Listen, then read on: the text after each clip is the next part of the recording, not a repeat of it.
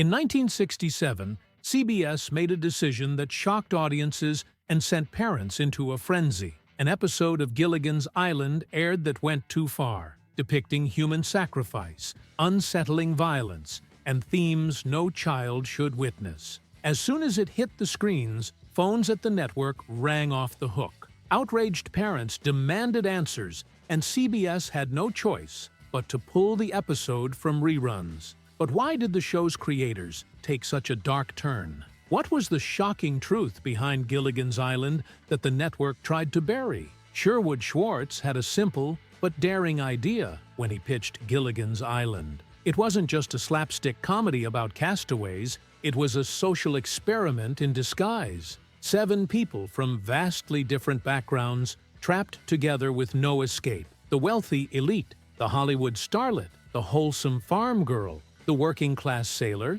the seasoned skipper, and the brilliant professor, each representing a fragment of American society. Money, fame, and intellect meant nothing in survival. They had to rely on each other, for better or worse. But convincing CBS executives that this idea would resonate wasn't easy. That's when Schwartz had a stroke of genius. Instead of a drawn-out explanation, he condensed the entire concept into a catchy theme song. In under a minute, it introduced every character, explained their predicament, and set the comedic tone. It worked. When Gilligan's Island premiered on September 26, 1964, audiences instantly connected. But underneath the humor, the show subtly reflected the turbulence of the 1960s, civil rights struggles, class divides, and shifting power dynamics. The rich couldn't buy their way off the island. The professor, for all his intellect, was powerless to change their fate. And yet,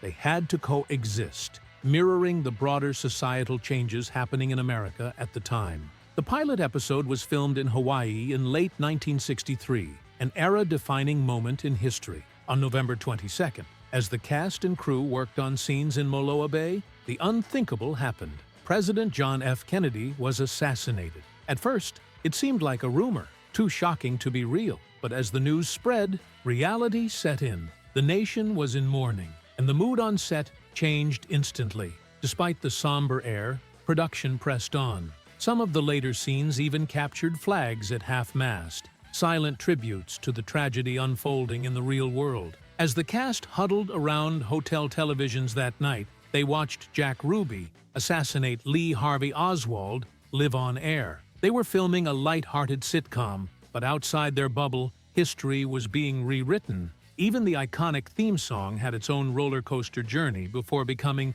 the tune fans know today. Originally, Schwartz enlisted John Williams, who would later compose Star Wars, to craft a tropical calypso-style track. But something felt off. The lyrics were different too. The infamous 3-hour tour? Initially, it was a 6-hour ride. Mary Ann and Ginger? They were just secretaries. Schwartz knew it had to change. He reworked the song with composer George Weil, opting for a sea shanty feel, something simple, catchy, and unforgettable. One final tweak came after Season 1. Initially, the song lumped the Professor and Mary Ann under The Rest. Bob Denver, who played Gilligan, wasn't having it. He threatened to have his own name removed from the credits unless Russell Johnson and Don Wells got proper recognition. CBS relented, and by Season 2, they were finally named in the lyrics. Casting Gilligan's Island was no easy feat. Jerry Van Dyke was first offered the role of Gilligan,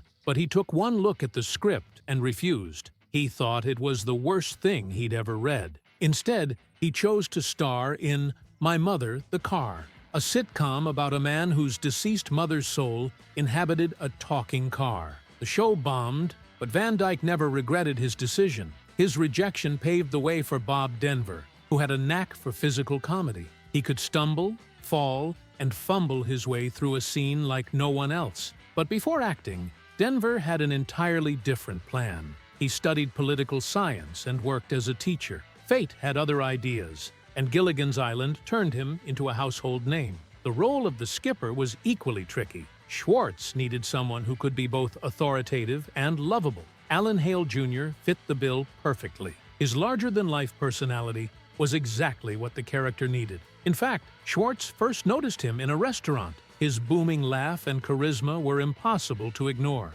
Though played for laughs, the episode touched on problematic tropes. The portrayal of indigenous people as violent and superstitious drew criticism, and the use of cross-dressing for humor raised eyebrows. Ultimately, it was pulled from syndication, buried by CBS, one of Gilligan's Island's darkest secrets. For a sitcom that thrived on light-hearted comedy, Gilligan's Island had moments that veered into bizarre and controversial territory. One particularly unsettling episode, Forward March, aired in 1966 and left audiences both amused and uneasy. The chaos began when the castaways found themselves under attack, grenades flying through the air, explosions rattling their stranded world. Mr. Howell, always eager to assert his status, declared himself General Howell and attempted to lead a makeshift army. But the real shock came when they discovered the culprit, not an enemy soldier or a rogue invader, but a gorilla in a nearby cave, hurling leftover World War II explosives. The professor theorized that the gorilla had learned to throw grenades by observing soldiers years earlier, and in true Gilligan fashion, a wild solution followed. Gilligan managed to train the gorilla to toss the grenades into the lagoon instead. Problem solved, or so they thought. Then, in a moment that left viewers speechless, the gorilla threw a mysterious red disc, which erupted into a towering mushroom cloud. The imagery was a not-so-subtle nod to nuclear warfare, a chilling reference during the height of the Cold War. And just as the tension peaked, the episode ended in classic slapstick style. The gorilla hurled a pie at Gilligan's face, as if to brush off the eerie implications of what had just happened. Even at the time, the absurdity of a grenade-wielding gorilla was debated, with some critics questioning if the show had crossed a line by making light of real-world fears. But Gilligan's Island was no stranger to controversy, especially when it came to pushing the boundaries of 1960s television. Ginger Grant, played by the captivating Tina Louise, often used her sultry charm to manipulate situations, whether through flirtatious dances or calculated distractions. Meanwhile, Dawn Wells' Mary Ann Summers was the wholesome counterbalance, yet even she had moments that tested the limits of the era's TV censors. Her signature short shorts, considered daring for the time, became a subject of debate, with CBS insisting that her belly button remain covered at all times. Costume designers had to adjust her wardrobe just to comply. The same applied to Ginger's glamorous gowns, which often featured plunging necklines, too risque for network standards. The double standard was evident. While CBS was obsessed with monitoring the women's attire, male actors had no such restrictions. Around the same time, William Shatner was bearing his abs on Star Trek without a second thought. Yet, Gilligan's Island had to fight over the smallest details. Beyond the wardrobe battles, the cast had its own behind-the-scenes tensions. Tina Louise, the show's resident movie star, never truly embraced the role. She had envisioned Ginger as the leading lady, only to realize she was part of an ensemble. That disappointment lingered, straining her relationship with co-stars, especially Bob Denver, who played Gilligan. Rumors spread that Denver had accused Louise of sneaking her boyfriend onto the set, creating friction that lasted long after filming wrapped. TV Guide even reported that Denver refused to take pictures with her. The animosity wasn't public, but those on set felt it. Louise distanced herself from the series entirely, refusing to participate in reunion movies and rejecting any chance to reprise her role. However, as the years passed, even she couldn't ignore the show's impact. Eventually, she admitted that Gilligan's Island had brought joy to millions and left an undeniable mark on television history. Fans, however, were captivated by another supposed rivalry,